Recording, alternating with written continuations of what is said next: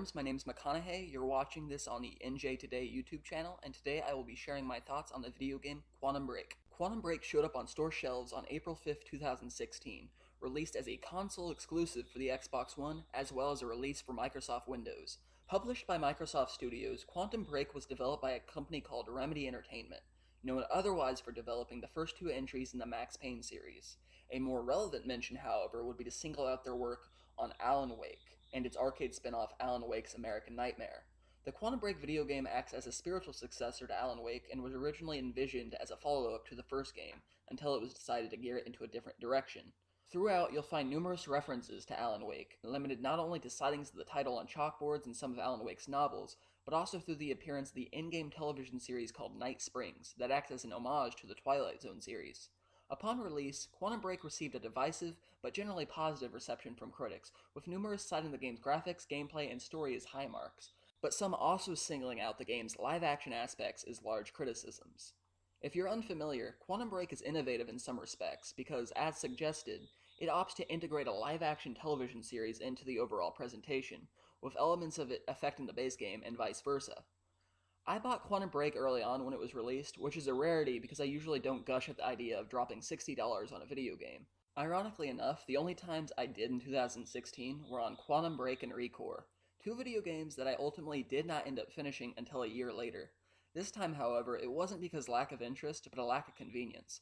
At the time, my internet connection was mediocre at best, which made it a chore trying to stream the live-action television series, and it would have taken weeks to try and actually download the live-action show because I had a fixed amount of data every month, except for midnight, when I entered a free period. Looking at things from a financial standpoint, according to Xbox marketing boss Aaron Greenberg, Quantum Break exceeded the expectations they had for it. The story is told from the perspective of Jack Joyce, a character who I describe as an everyman, or at least an everyman in comparison to his older brother Will.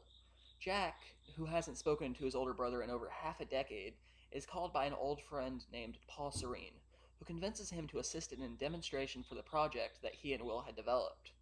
This is revealed as a time machine, which acts as the high-concept focal of the whole Quantum Break experience. Something goes haywire during the attempted experiment, and it leads to a break in time, and Paul Serene, who has now seen the end of time, takes preparation for the apocalyptic future into his own hands, effectively becoming the antagonist for Quantum Break in the process.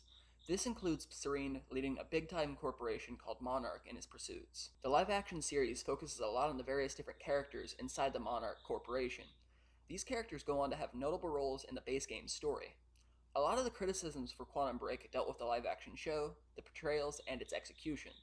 It's said that the episodes should be taken as supplements and that they aren't vital to understanding the plot, but I think that certain characters would seem very abrupt and or very thinly developed should one choose not to watch the show. The episodes are only about 20 minutes apiece and only amount to about 4 episodes, and so for sticklers that aren't on board with the idea, you can rejoice in knowing that not a whole lot of time is spent on them. As for my thoughts, I can't really say I thought the live-action series was necessary, and I would highlight it and the characters focused on as a glaring weak point for a Quantum Break. The live-action series isn't awful, but it also feels rushed and generic. The actors aren't really the problem, but instead it's more the fact that it all feels so shoehorned and unnecessary. Seeing certain enemies in a live-action setting was also a little off-putting to me. All in all, I don't really hate the concept, but I feel that in this particular instance, it didn't work toward the game's betterment, and that without them, Quantum Break feels like a better, tighter product.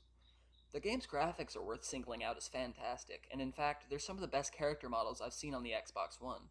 Even if I didn't necessarily like how the live-action aspects turned out, there is a certain novelty about being able to see the characters from the base game in live action, and see how it doesn't feel that different. For lack of a better word, it's simply a cool thing to see. I believe that Quantum Break succeeds visually on almost all fronts, though I would mention that there are some limitations that are more noticeable while playing the game.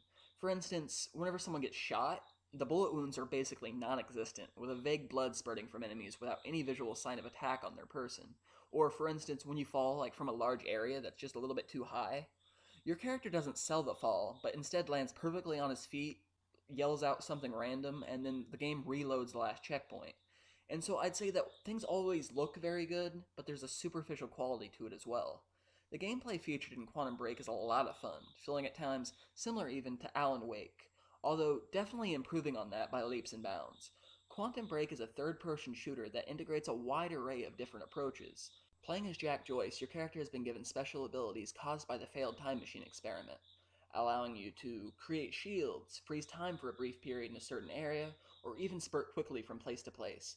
In the beginning, I found these elements to be overwhelming, if only because of the abundance of options and how fast it introduces you to them all. However, I learned to really enjoy them over time. The gunplay itself is underdeveloped, but I feel that the time powers add an extra dimension that really helps it stand out. Some reviewers criticize the platforming aspects in Quantum Break, whereas personally, I was mostly fine with them. This goes back to what I said earlier about the certain superficial qualities about Quantum Break, in that it looks fantastic, but certain small things haven't been really fine tuned.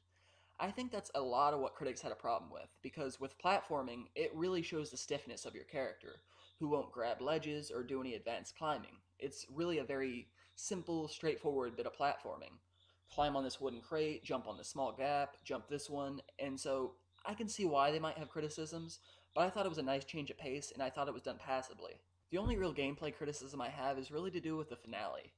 I finished all the campaign on hard mode without issue, and found there was a noticeable spike in difficulty. I don't think it was even the task itself, but how disorienting the whole sequence was. With the camera angle spurting about, and it just felt really awkward altogether. I don't mention it solely because of how difficult it was, or just because I couldn't beat it or anything like that, but it just felt kind of forced to incorporate a boss battle, and I felt like the execution left something to be desired. I would say that my favorite aspect about Quantum Break, above all else, would have to be the development and the portrayal of the main characters in the base game. The overall storyline was really well implemented. In particular, I also enjoyed the very end being what I thought was a very clever payoff.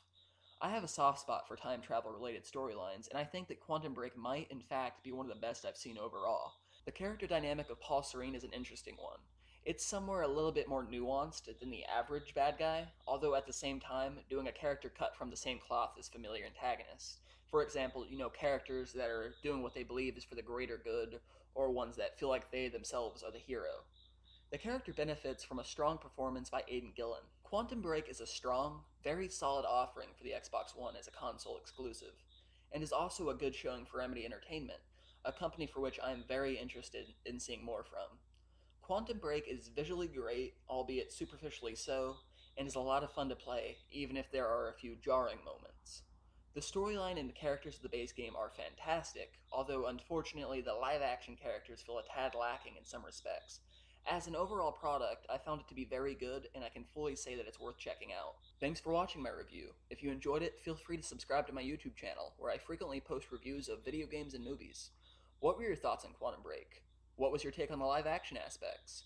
Would you prefer to see your Remedy Entertainment do more video games of this nature, or would you prefer something closer to Alan Wake or even maybe Max Payne? Let me know in the comments below. Also, you can check out my N.Jay Today website, where I occasionally post blogs and give updates on the various projects I'm working on. For instance, right now, I am gearing up for the release of my third novel, Catherine, Forever with Love, which I intend to release on October 31st in celebration of Halloween. And that's basically it for this video, but also, in the latest iteration of my Great Films, Great Games list, keeping with the theme of time travel, I'd like to induct Donnie Darko into my list of great films.